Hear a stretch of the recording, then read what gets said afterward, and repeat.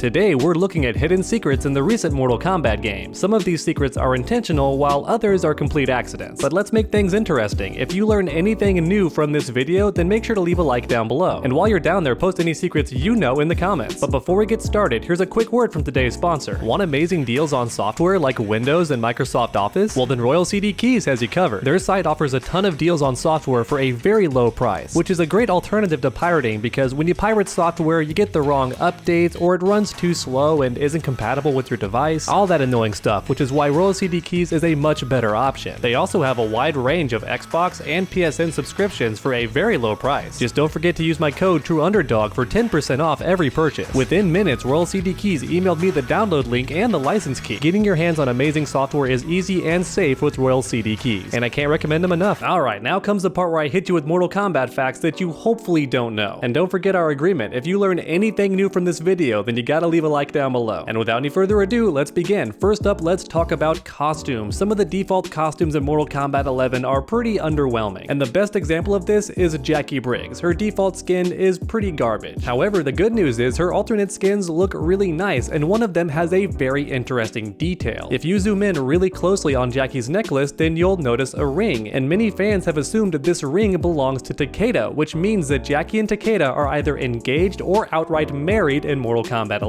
Now you might be wondering why Jackie isn't just wearing the ring on her finger instead, but the reason why is she's fighting people, and wearing the ring can do just as much damage to your own finger as it can to the opponent. In fact, if any of you watching have been to the gym, then you've likely noticed the rubber rings that people wear instead when they're married, because that's way softer on your finger. The reality is, a metal wedding ring can be really dangerous during a bunch of different activities, especially if those activities involve lifting heavy things or punching somebody in their face and skull. Keep in mind, it's not confirmed that Jackie is engaged or married to Takeda, but a lot of fans have theorized that is in fact a wedding ring on her necklace. And seeing as how many of Jackie's intro dialogues do confirm that she's still romantically involved with Takeda, I think that's a pretty educated assumption. My congratulations to the bride. You know about me and Takeda? Pain makes your fiance very chatty. Next up, let's talk about Kung Lao. I made a video recently making fun of how many times Kung Lao has died in the Mortal Kombat series, especially in the NetherRealm games.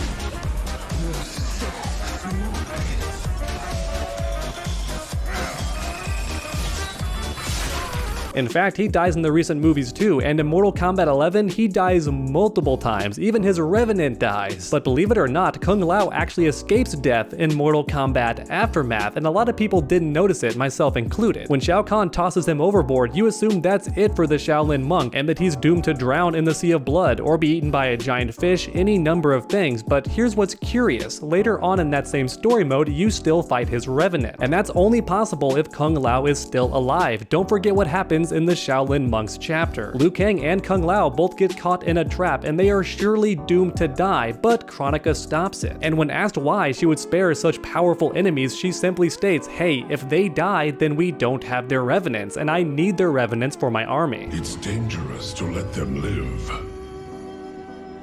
If they die, their revenant selves will cease to exist.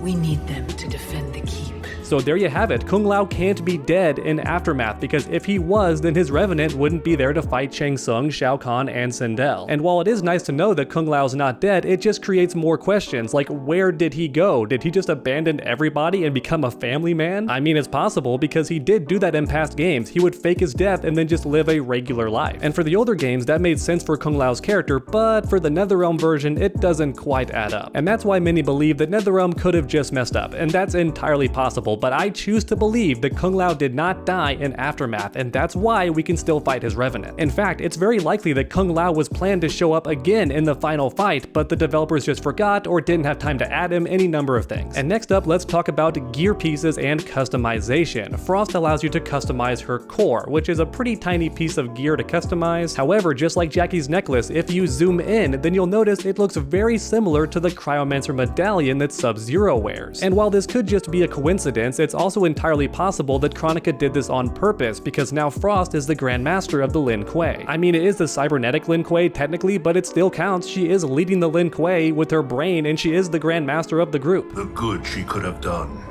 in command of these cyber Lin Kuei? She commands them, not Sector.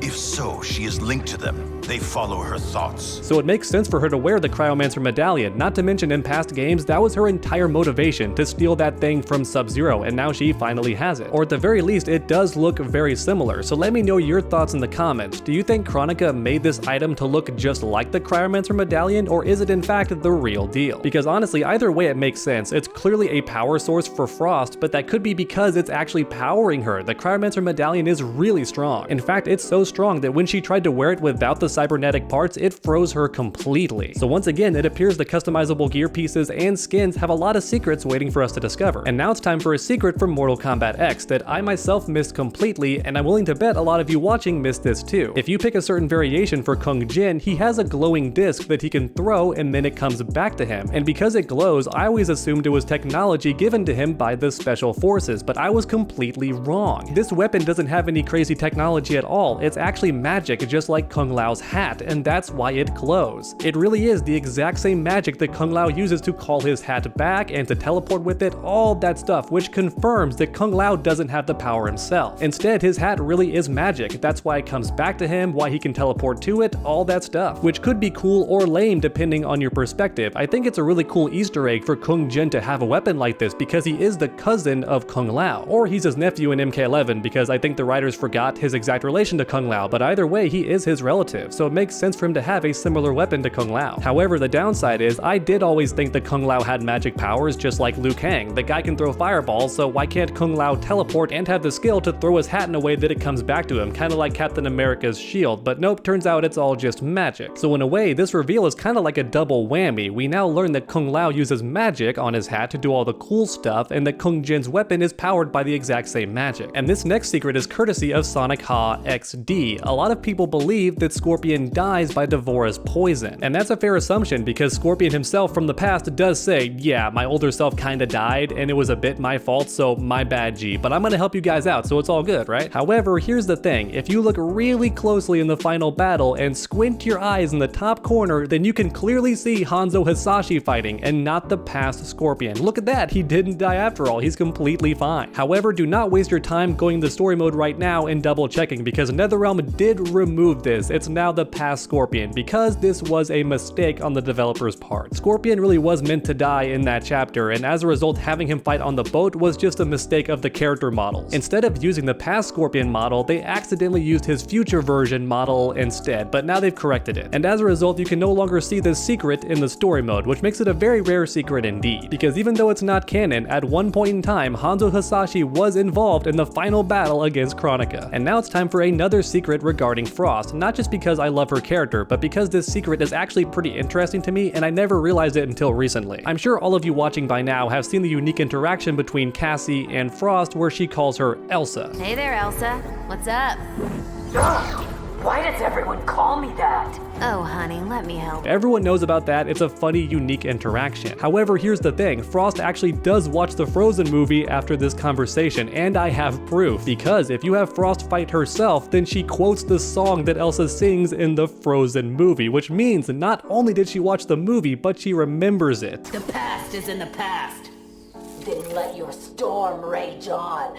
Time to test my limits and break through. However, here's the thing, I have to know, did she watch the movie with Cassie Cage? Because Cassie did say, let me help you, so did they watch the movie together? Somebody please make a comic about this, or an animatic about this, animate it, I don't care what you do, but I want to see this interaction happen. I will not be able to rest until I see Frost and Cassie Cage watching the Frozen movie together. That seems hilarious to me. And you know what, since we're already discussing character interactions, let's discuss one more. A lot of the intro dialogues in Mortal Kombat 11 are referencing a bunch of different popular films. And of course this includes movies that Warner Brothers owns the rights to, including the very first Mortal Kombat movie. And in this movie, your boy Sub-Zero dies in a very embarrassing way. The man gets bodied by a bucket of water. And if you have Kitana fight Sub-Zero, then she tells him just that, because she's the one who gave Liu Kang the advice in the movie. I am prepared, Sub-Zero. How do you plan to defeat me? Using the element that brings life. And then if you have Liu Kang fight Sub-Zero, he brings up the exact same weakness that Sub-Zero has to buckets. Taking you down will be easy. What did Kitana tell you? All I need is a pail of water. Once again, Mortal Kombat 11 is stuffed with movie references exactly like this. In fact, watch this video by Brusque Poet if you want to see a bunch of the Easter eggs. The ones I mentioned in this video are just some of my favorites. I mean, I love Sub-Zero, he's my favorite character. And that's about it for the video, everybody. I know these secrets are a bit random, but I'm gonna be honest with you, I'm running low on video ideas. So if you can think of any, please don't hesitate to post in the comments down below because I would really appreciate the help. And then while you're down there, please leave a like if you enjoyed the video. It really does help my channel out a ton. Then keep that combo going by subscribing and ringing that bell. That way you never miss a future video. Make sure to come back next time, and as always, stay underdogs.